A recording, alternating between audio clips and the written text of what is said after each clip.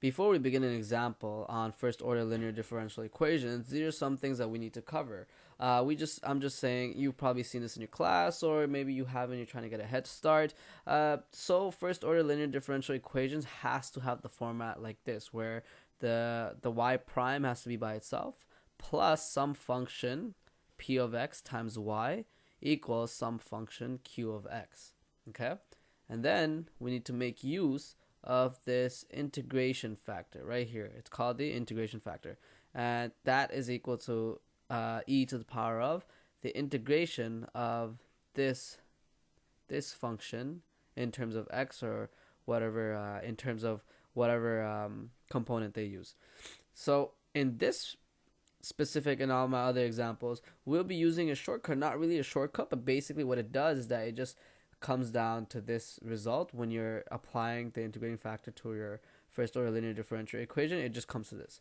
Now, for those that are looking for examples and practices and don't really understand what any of this, I'll show exactly what I mean. We're going to start with the first example. So this is the first example. It's y prime plus 4xy equals x.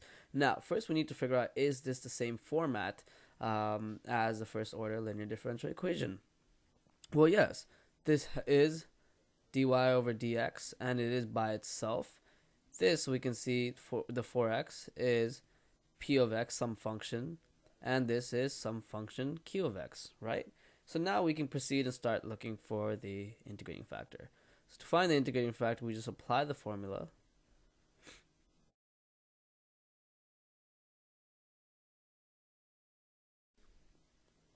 So this is the integrating factor right here.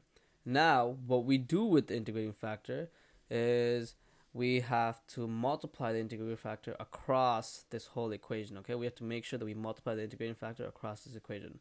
So what we'll be doing is just doing the integration factor like that. So we're just going to say e to the power 2x squared. And I'm going to write down this whole thing with multiplying this whole thing just in a bit. So now, as you can see, that we multiply across the integrating factor across this. And then, finally, we're going to use our shortcut. So we're going to use this formula right here. This is a shortcut. So what you're supposed to do when you're doing here is you have to make sure that you have to integrate this whole thing. You have to integrate from here and here. So you have to integrate all of this in terms of x. You need to integrate all of this in terms of x. Okay? Once you integrate this whole thing, because why are you integrating in terms of x? Because we're trying to make y by itself. So, and the whole function itself is in terms of x, dy over dx. So we're trying to make it in terms of x.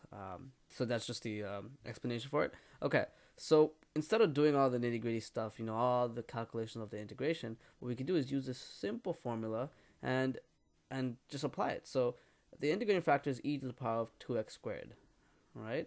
And then that's multiplied by y equals integration of the function q of x, which in our case is x, times our integrated factor, which is e to the power 2x squared. Now, the only integration that we have to do is this side, the right side. We can leave this side straight. We don't have to do anything with this side. We have to do the only integration on this side.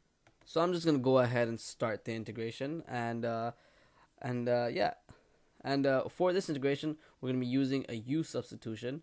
So just so you know,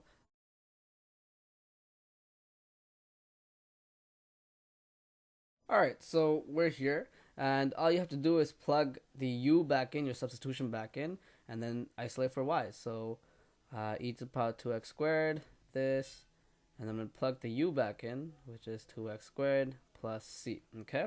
So now we need to isolate the y, which basically we just need to divide both sides by e to the power 2x squared.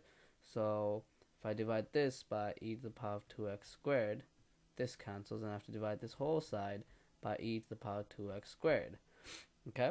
What this gives us, finally, is y, if you want to make it more better, these cancel, so it becomes 1 over 4 plus c e to the power of negative 2x squared. And this, my friends, is the final answer for your first order linear differential equation.